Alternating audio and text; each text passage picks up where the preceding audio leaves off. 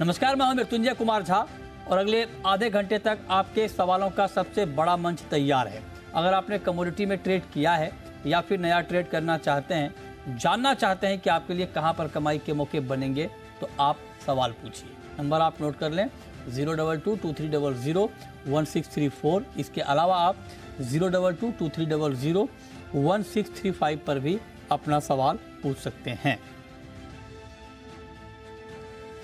और आज की चर्चा में हमारे साथ मेहमानों का एक खास पैनल जुड़ रहा है।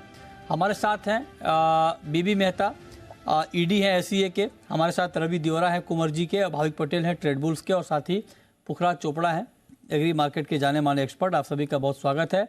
लेकिन चर्चा की शुरुआत आज हम करेंगे ग्वार के साथ, क्योंकि ग्वार में आज ज़बरदस्त उठापटक का माहौल रहा है। और आप इस बात का अंदाज़ा ऐसे लगा सकते हैं कि आज ग्वार ने 6638 का हाई टच किया था, उसके बाद लो टच किया 6230 का, तो मतलब करीब करीब 400 रुपये की गिरावट ऊपर से आई और फाइनली मार्केट क्लोज हुआ है 6230 पर, तो लो पर ही क्लोज हुआ है। तो बहुत तेज़ उठापटक मार्केट में, पहले तेज़ी उसके बाद तेज़ गिरावट का माहौल ग्वारसीड में और ग्वारगम में दिखा है। हमारे साथ पुखराज चोपड़ा हैं। पुखराज जी, बहुत स्वागत है आपका। क्या हुआ सर ग्वार में आज?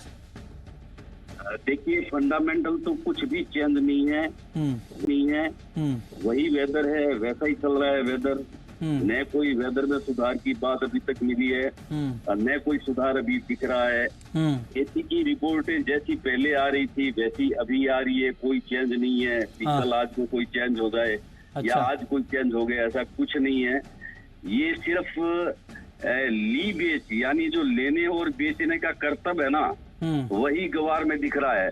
जैसे पहले जीरा में दिखता था 3000 तेज और फिर 3000 मंदा, वही कर्तव्य ग्वार में होने लग गया है। फंडामेंटल यदि कोई चेंज होता तो मैं आपको बता पाता कि फंडामेंटल में ये चेंज है। फंडामेंटल कोई भी चेंज नहीं है, न मौसम में चेंज है, न खेती में चेंज है, न लिवाल में चेंज है, न बिकवाल में चेंज है। चेंजिंग जितनी भी आपको दिख रही है वो सीरीज सारी की सारी वायदा में दिख रही है। तो आप कह रहे हैं कि ये कर्तव्य किया गया है, ये कर्तव्य कहाँ से हुआ है सर आज? अब देखिए, कर्तव्य कहाँ से होता है ये तो पता नहीं लगता। पता तो है सर आपको? पता नहीं, ऐसे पता नहीं लगता मृत्युंजय जी। हाँ, पर ठीक है, ये कर्तव्य एक तरह से आप देखिए, 1 घंटे के अंदर बाजार चला है। हाँ, एक घंटे में सारे बाजार को उथल पुथल कर दिया। अच्छा, तो ऐसा कोई चेंज फंडामेंटल में नहीं है। फंडामेंटल में कोई चेंज होता या मौसम की कोई बात आती या ऊपर मौसम दिखाई देता या ऐसे समाचार आते कि भाई पश्चिमी राजस्थान के अंदर मौसम बना हुआ है, बाजार घटता, समझ में आता। पर ऐसा कुछ है ही नहीं।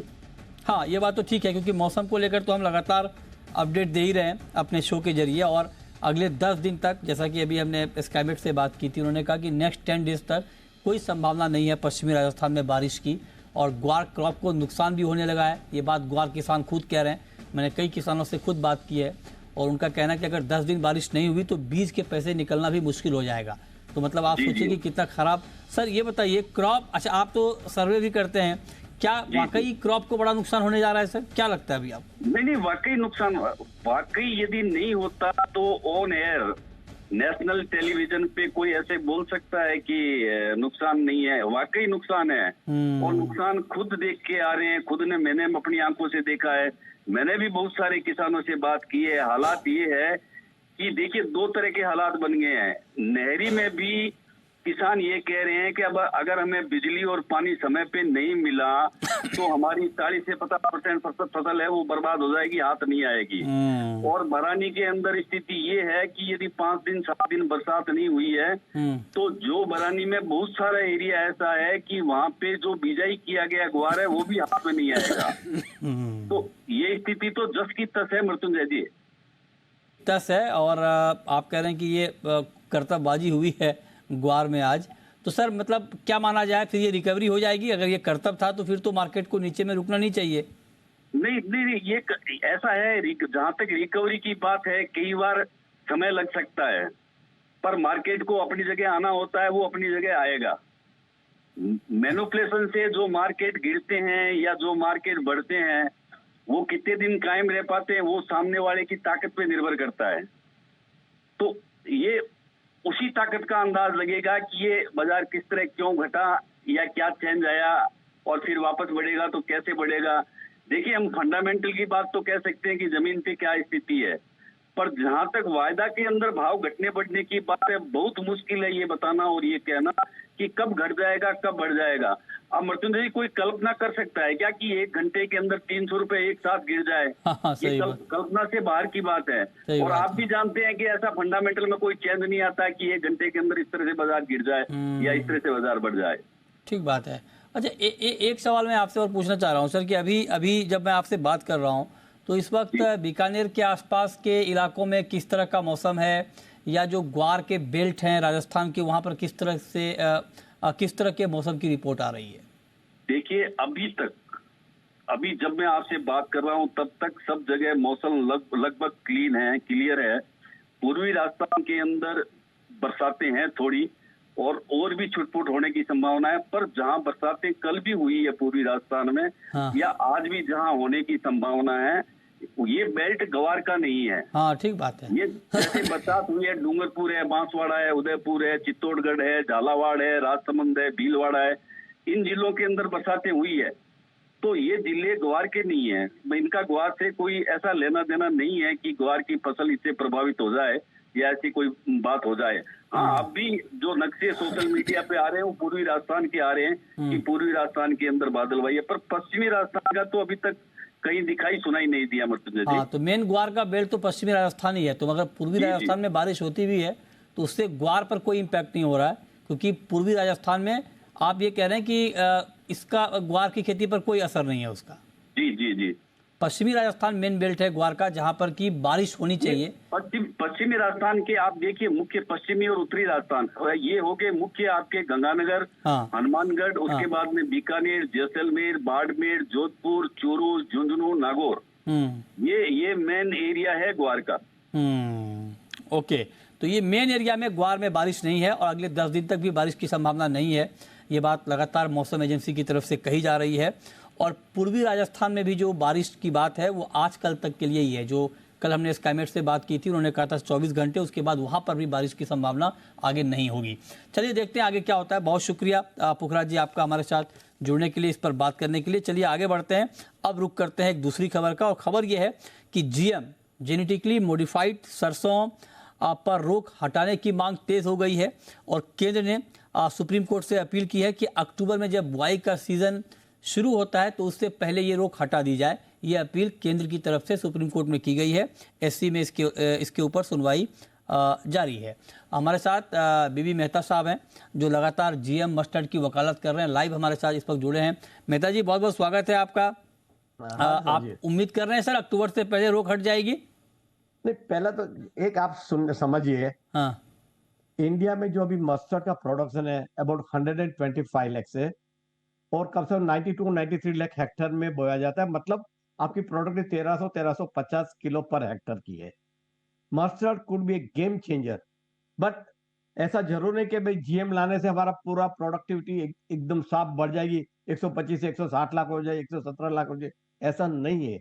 इट टेक्स टाइम, 8-10 साल लगेंगे। आज 93 लाख हेक्टेयर है।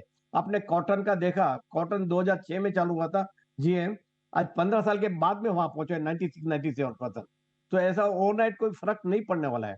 मगर उसमें एक और जो ग्रे एरिया है, see ultimately what you should produce with what the consumer wants. या अगर जीएम मस्टर्ड ऑयल अगर पंजेंसी नहीं है तो कस्टमर एक्सेप्ट नहीं करेंगे, कंज्यूमर एक्सेप्ट नहीं करेंगे, क्योंकि पूरा आप जो नॉर्थ या तो ईस्टर्न ब्लॉक में जाएंगे, ईस्टर्न इंडिया में सबको पंजेंसी चाहिए, और पंजेंसी बैरोमीटर है कि भाई जितनी अच्छी पंजेंसी इतना शुद्ध मस्टर्ड ऑयल है।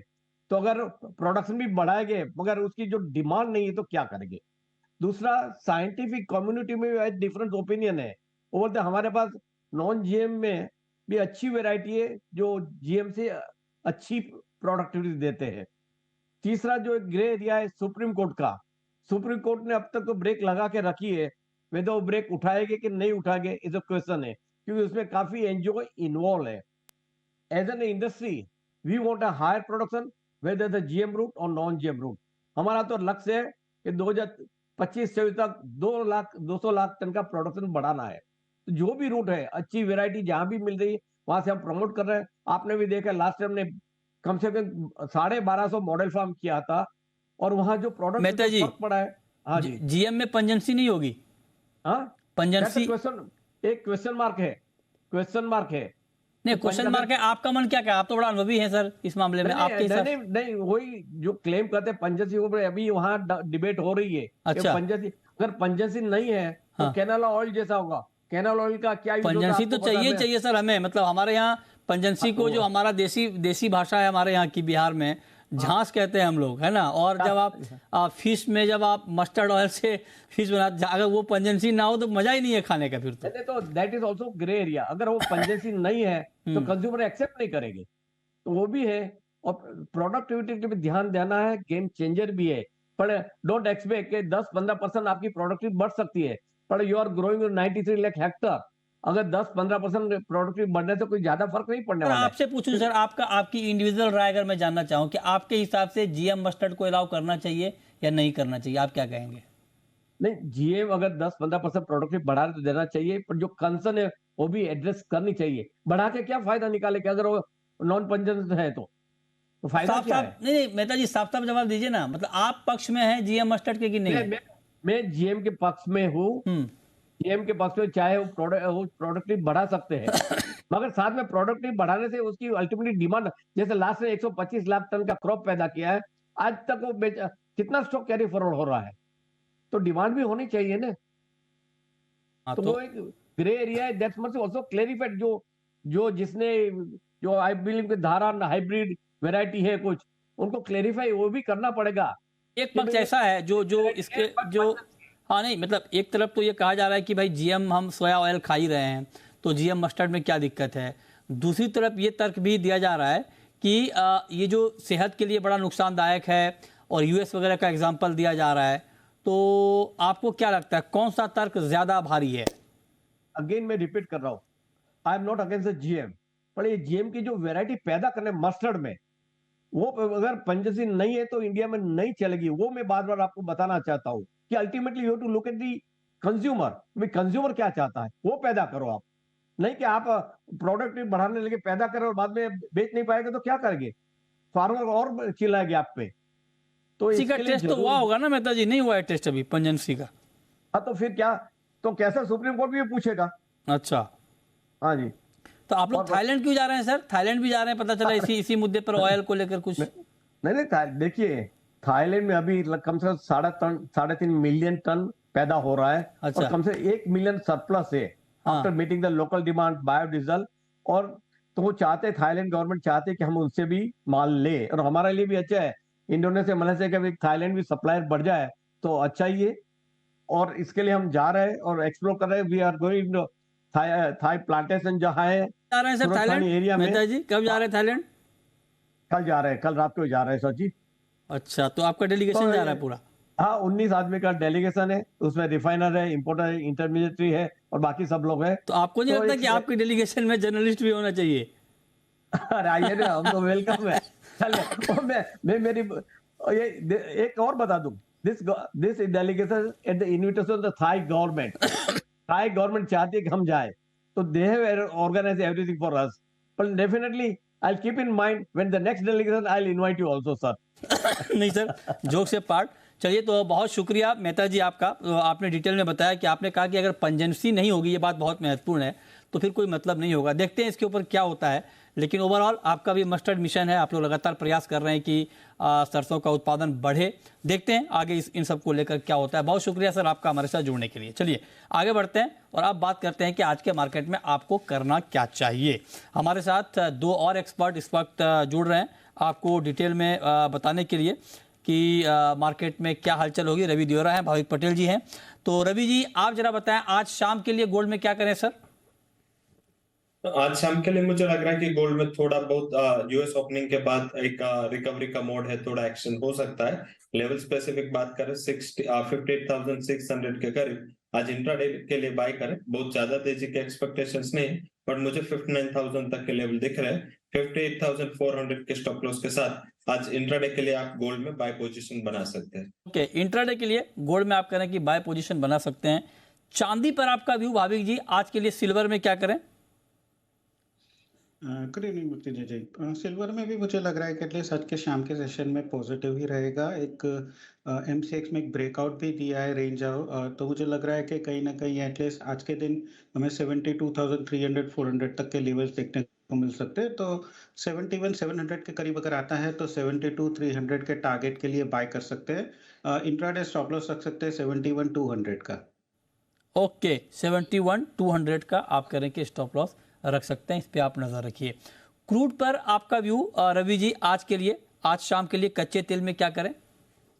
कच्चे तेल में बेच के जाने की सलाह है। पर्टिकुलर चाइना का जो हैंगओवर है वो भी बना हुआ है, साथ में यूएस का भी इतना ज्यादा ऑप्टिमिज्म नहीं है, तो मुझे लग रहा है कि वहां पे वीकनेस जारी रह सकते हैं। लेवल स्पेसिफिक 6650 के करीब बेच के चले, 6710 का स्टॉप लॉस। डाउन साइड मुझे लग रहा है 6550 तक के लेवल दिखने चाहिए। डिमांड का जो फैक्टर है शायद ये एक लैकलस्टर है, एंड ये जो बिग इन्वेंट्री के डेटा है उसमें भी कुछ इजाफा होने की एक्सपेक्टेशंस है यूएस से, तो मुझे लग रहा है कि प्राइसेस में ये जो सेलिंग प्रेशर है वो एक्सटेंड हो सकता है।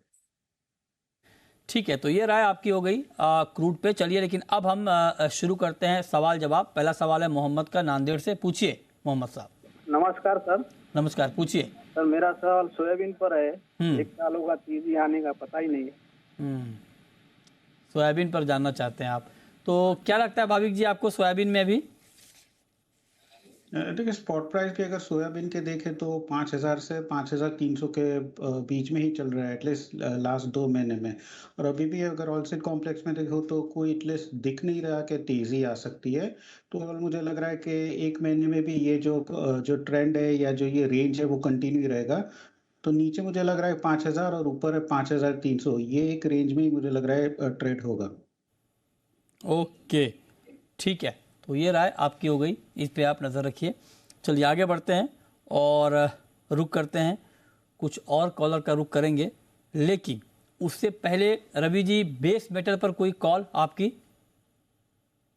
बेस मेटल में मुझे लग रहा है कि थोड़ा कॉपर इन्वेंट्री के इश्यू की वजह से थोड़ा मोमेंटम में है, लगातार वहां पे नेगेटिव न्यूज के बावजूद भी प्राइस में ट्रेंड पॉजिटिव बना हुआ है, तो कॉपर में बाय करें। 733 732 के करीब प्राइसेस चल रहे हैं, ये करंट लेवल पे बाय लिया जा सकता है। स्टॉप लॉस 727 का लगा है, जो अभी तक का उसका रेजिस्टेंस था वो अभी सपोर्ट के दौर पे काम करेगा।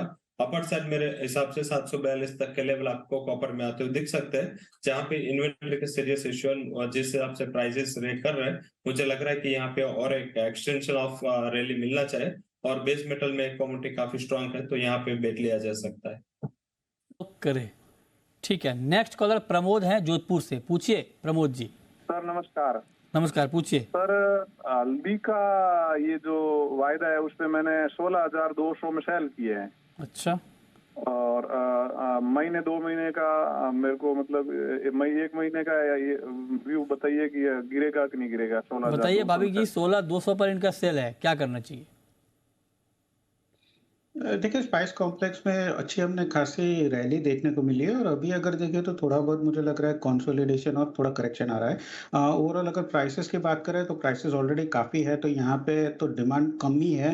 मुझे लग रहा है कि ये प्राइसेस नीचे आ सकते हैं, तो वो 16,800 या 17,000 के स्टॉप लॉस से बने रहिए। और नीचे का टारगेट मुझे लग रहा है 14,800 से 15,000 के करीब आ सकता है, तो वहां पे आए तो एक बार प्रॉफिट बुक कर लीजिए, क्योंकि यहाँ पे लॉन्ग करना थोड़ा मुझे भी रिस्की लग रहा है। तो शॉर्ट पोजीशन है वो 16,800 के स्टॉप लॉस से बने रहिए। ओके, ठीक है। चलिए, बहुत शुक्रिया भाविक जी आपका और रवि जी आपका हमारे साथ जुड़ने के लिए, तमाम सवालों के जवाब देने के लिए। लेकिन नेफेड द्वारा प्याज की खरीद पर क्या तैयारी है, इस पर नेफेड के एमडी रितेश चौहान से खास बातचीत की है जी बिजनेस संवाददाता अमरीश पांडे ने। आइए आपको सुनाते हैं। अभी जो हम खरीदारी कर रहे हैं वो किस भाव पे कर रहे हैं, और महाराष्ट्र और मध्य प्रदेश जो मेन सेंटर्स हैं प्याज के, उनमें कितने सेंटर्स अभी खोले हैं और आगे क्या करेंगे इसके लिए? देखिए, भारत सरकार के निर्देशानुसार नाफेड ने आज 13 स्थानों पे अपने सेंटर्स जो हैं वो खोल दिए हैं, महाराष्ट्र में मेनली, और मध्य प्रदेश में भी शॉर्टली हम खोलने जा रहे हैं। जहाँ जहाँ हमारी प्रोक्योरमेंट हो रही है, महाराष्ट्र में जो रेट है वो 2410 रुपये प्रति क्विंटल के आसपास रखा गया है, और हमारी कोशिश है कि ज़्यादा से ज़्यादा किसानों को हम पहुँचें और उसकी प्रोक्योरमेंट करें। अभी सेंटर जो है उसकी संख्या 13 बताई जा रही है, जो कि महाराष्ट्र और मध्य प्रदेश में मेनली हैं। बाकी जो प्याज उत्पादन के क्षेत्र हैं उनके लिए किस तरह की स्ट्रेटजी है, वहाँ जो सेंटर्स होंगे वो कब तक आप शुरू करेंगे? कि ये डिपेंड करता है अवेलेबिलिटी पे और कहाँ से हमारे पास डिमांड आती है। बट नाफेड डेफिनेटली जो हमारे को टारगेट दिया गया है 1 लाख मेट्रिक टन लेने का, उसको हम पूरी शिद्दत से उसको करेंगे और जहाँ भी अवेलेबिलिटी प्याज की होगी वहाँ प्रोक्योरमेंट करी जाएगी। अब अगर बिक्री पे आते हैं तो प्याज की बिक्री कल से शुरू हो गई है, 25 रुपये प्रति किलो के हिसाब से बेचना शुरू किया हमने। कितने सेंटर से नेफेड की बिक्री शुरू हो रही है और क्या ये देश भर में शुरू हो चुकी है या फिर देश भर में अगर नहीं हुई तो वो कब तक हो जाएगी? देखिए, हम डोका के आदेशानुसार पंजाब, वेस्ट बंगाल, यूपी, हरियाणा ऐसे स्टेट्स में डिफरेंट सेंटर्स पे ये सप्लाईज़ भेज रहे हैं प्याज की। और डेफिनेटली जहाँ हमारे को आदेश मिलेंगे उसके हिसाब से ये 25 रुपये पे जो प्याज है उसकी बिक्री की जाएगी, जैसा हमने टमाटर के दौरान भी किया था। और प्याज को लेकर चूंकि बहुत ज़बरदस्त इस वक्त गहमागहमी चल रही है, तो प्याज पर एक्सपोर्ट ड्यूटी बढ़ाने पर देश की सबसे बड़ी मंडी लासलगांव में दूसरे दिन भी कामकाज बंद रहा। इसी कड़ी में महाराष्ट्र के कृषि मंत्री धनंजय मुंडे ने व्यापारियों से दोबारा काम शुरू करने की अपील की है। आइए आपको सुनाते हैं। महाराष्ट्र के लासलगांव मंडी में प्याज किसानों की जो है हड़ताल चल रही है और हमारे साथ बातचीत करने के लिए महाराष्ट्र के कृषि मंत्री हैं। सर, सबसे पहला सवाल तो ये कि वहाँ की जो हड़ताल चल रही है उस वहाँ के किसानों को किस तरह का आश्वासन आप आज की बैठक के बाद दे सकते हैं, और ये जो प्रोक्योरमेंट का रेट सरकार ने तय किया 24.10 प्रति क्विंटल का, इसको आप किस तरह से देखते हैं? लासलगांव हो, नासिक हो, नगर हो, पूना हो और कई जगह ऐसी है जहाँ पे नाफेड की तरफ से और एनसीसीएफ की तरफ से यहाँ पे खरीदारी होती है। तो आज तक इतिहास में ये भाव कभी नहीं मिला। पिछले साल भी खरीद ओनियन की गई थी, उसमें 1200-1400 रुपये का भाव निकला था। इस बार दुगना दिया गया है। हमारी यही मांग थी कि इस बार महाराष्ट्र में इतना अच्छा रेनफॉल नहीं हुआ है, इस कारण से जो उत्पादन खर्चा है किसानों का ओनियन का, वो प्रति किलो बढ़ गया है 16 रुपये से 14 रुपये से 18 रुपये तक। तो उस हिसाब से किसानों को अच्छी तरीके से दाम भी बढ़ना चाहिए। एक अनरेस्ट और एजिटेशन का विषय था कि जिस कारण से कि भाई ओनियन गवर्नमेंट की तरफ से एक ड्यूटी लगाई गई है, तो उस ड्यूटी 40% बढ़ा दी गई है। उस कारण से एक अनरेस्ट था कि उनके भाव नीचे जाएंगे। लेकिन आज सेंट्रल गवर्नमेंट ने अश्योर किया है कि 2 लाख टन की खरीदारी सेंट्रल गवर्नमेंट ओनियन की 2410 रुपये प्रति क्विंटल सी करेगी, और उससे ज़्यादा भी अगर प्याज आता है तो उसकी भी खरीदारी केंद्र सरकार करेगी। तो जो लोग हड़ताल कर रहे हैं या जो एजिटेशन में हैं इस समय शामिल, उनके लिए कोई संदेश? नहीं, मैं उन्हीं से रिक्वेस्ट कर रहा हूँ, मैं आपके माध्यम से उनको गुजारिश कर रहा हूँ कि आप ये एजिटेशन हो, आपका आंदोलन हो, जिस कारण से था वो आज भाव केंद्र सरकार ने, राज्य सरकार ने दिया है। आप सबके लिए, देश के प्रधानमंत्री से लेके राज्य के मुख्यमंत्री से तक और यहाँ के वाणिज्य मंत्री तक और महाराष्ट्र के दोनों उप मुख्यमंत्री तक, सबने आपके लिए कोशिश की कि आपको सही दाम मिलना चाहिए, और 2410 रुपये प्रति क्विंटल ये सही दाम है। इसलिए अब आंदोलन करने से बजाय आज जहाँ जिन सेंटर पे आज से खरीदारी चालू की है केंद्र सरकार ने, उस सेंटर पे अपना प्याज बेचने की कोशिश करें, वहां से खरीदारी हो जाएगी। तो चलिए, प्याज पर यह महत्वपूर्ण बातचीत। तो फिलहाल इस बुलेटिन में इतना ही।